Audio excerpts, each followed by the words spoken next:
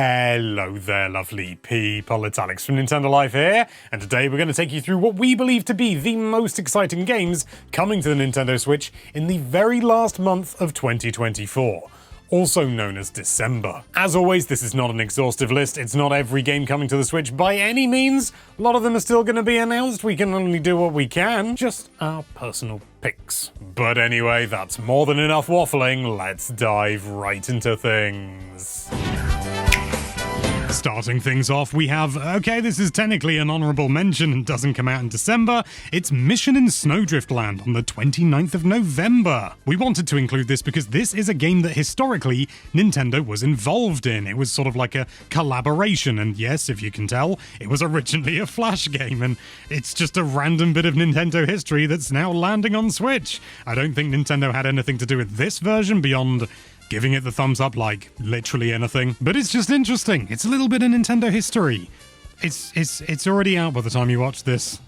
Starting things off properly, on the 3rd of December we have Anton Blast. Was supposed to be sooner, but it wasn't. And if you're looking at this and thinking, hey, that reminds me ever so slightly of the Wario Land series, I nearly said WarioWare, then well done, you can notice similarities in things. I've been looking forward to this game for ages. There are demos available out there. I love the movement, the style, it's frenetic, it's got voice acting as well, so you know, Game Freak, take note. But seriously, I love the shake dimension on Wii, and have something like that but without the shaking mechanics and I'm golden. Also on the 3rd of December we have Diesel Legacy: The Brazen Age. This is an interesting little fighting game because it actually is based on a 2v2 system, but you're not like locked in separate arenas or anything like that. You can freely move around and attack two opponents, and you got a teammate as well. It's not outlandish by any means, but a traditional fighting game doing something like this is kind of fun, and considering it's the whole crux, I don't know, it's just sort of intrigued me, and it also helps it looks absolutely flipping gorgeous. It's really oozing style. I really hope that translates over to the Switch as well. I see no reason why it couldn't, but you never know these days. I like it. I'm excited by it. It looks fun, it looks different, it looks original, but at the same time, it's still a fighting game, which is a thumbs up in my book.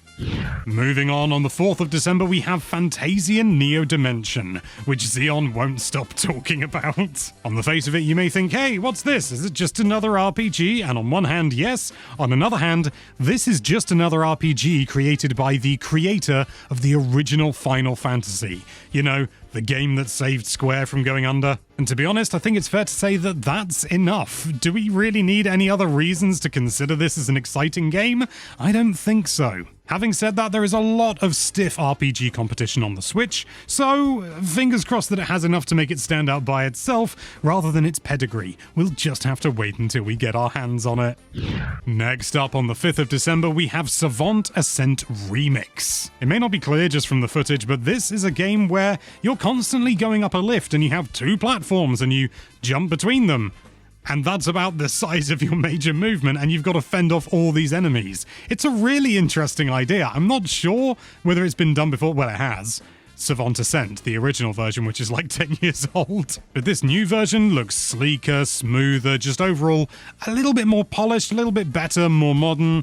I think it looks great. And if you need any more convincing, this is created by the same studio that brought us Owlboy. Nuff said. Also on the 5th of December, it's Roller Coaster Tycoon Classic. If you're unfamiliar with the name, then you may immediately go, oh, steady on. But no, this is the original Roller Coaster Tycoon 1 and Roller Coaster Tycoon 2 sort of smashed together. And it's not exactly new. It's been out on iOS for I don't know how long, and loads of other platforms as well. I think I bought it nearly 10 years, well, not 10 years ago, but nearly 10 years ago. I think it was 8. And there are some small changes here and there compared to the originals, although I'd like to think that under the hood, it's all still running in assembly code, because but it is the original Roller Coaster Tycoon experiences finally brought to Switch. We had 3, and I really like 3, but I don't like 3 nearly as much as I love Roller Coaster Tycoon 1 and 2. Having said that, I am also a real stickler as a result, and I'm also used to OpenRCT2 at this time, so if there are any issues, any strange little things that don't work as intended, you know I'm going to pick up on them. Moving on to the 10th of December, that's a That's a good date to be born. We have Legacy of Kain, Soul Reaver 1 and 2 remastered. And if you haven't heard of those games before, well, they're made by the company who made Tomb Raider.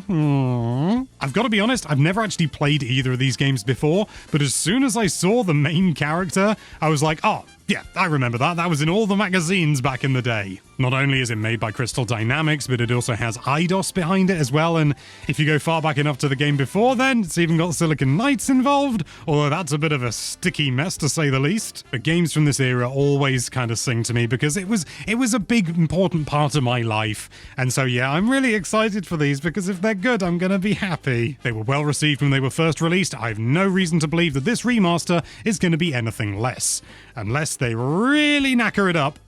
Next up on the 12th of December, we have Chernobylite, which admittedly on the face of it, and if you look at the the banner artwork on the eShop, doesn't exactly fill you with confidence, but I've looked into it, and apparently this game, it's serious business. What carries this game, and I can fully appreciate this reasoning, is the setting. Funnily enough, you're in Chernobyl. But of course, it's a different Chernobyl because that wouldn't make a very fun game.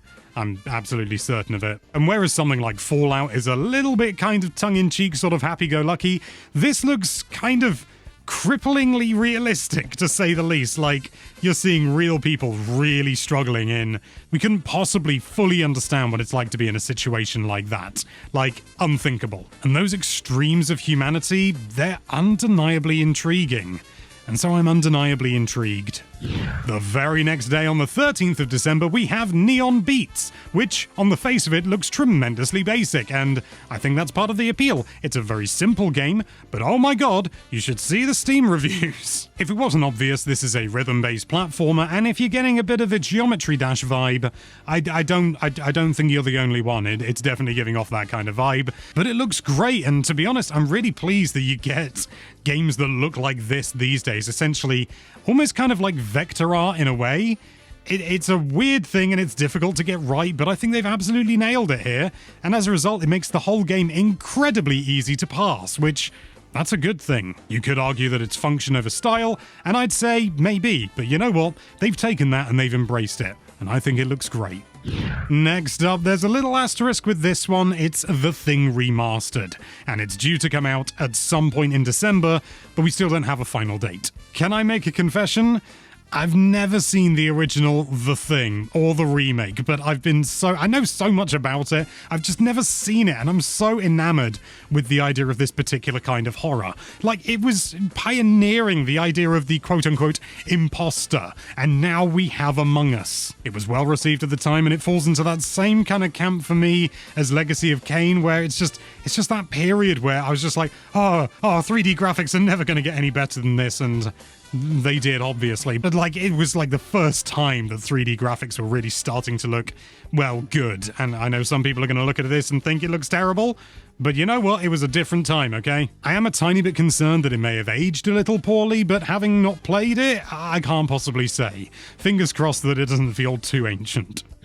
And lastly, also with the disappointingly vague December, we have Croc the Legend of the Gobbos. And we've actually received confirmation that they are still aiming towards a December release date, but it has the possibility to slip. This game has a storied history, to say the least. It was originally a Yoshi game, which, I mean, you can kind of see, but Nintendo didn't want it, so Argonaut made it its own thing. And so we have Croc the Legend of the Gobbos, and it's just the original title. It doesn't have remastered at the end or anything like that, but you can tell this is properly remastered. I've always been curious about this game because I had an N64, but I never had a PlayStation 1 growing up. So, you know, I had 3D platforms, I had like Super Mario 64 and Donkey Kong and all that sort of thing, but then there was this one where you could play as like a dinosaur, well, a crocodile, obviously, and it's like, what? Well, what's that one like? Is that one good? I don't know. Whoa. So it's always had this weird mystique for me. And so, as a result, I'm really excited to finally give this a go when it comes out on Switch. Spyro the Dragon held the same mystique for me, and it turns out that that's a really good game, so what more do you need? And there you have it. Those are, in our opinion, the most exciting games coming to the Nintendo Switch in the month of December. But did we miss something, or did we not? Whatever your opinion, leave it in the comments down below. It's good for engagement. Thank you so much for watching. If you like this video, why don't you grab hold of that subscribe button? Bye-bye. And be sure to check out NintendoLive.com for all sorts of lovely Nintendo-related content. Thank you again for watching. Bye-bye.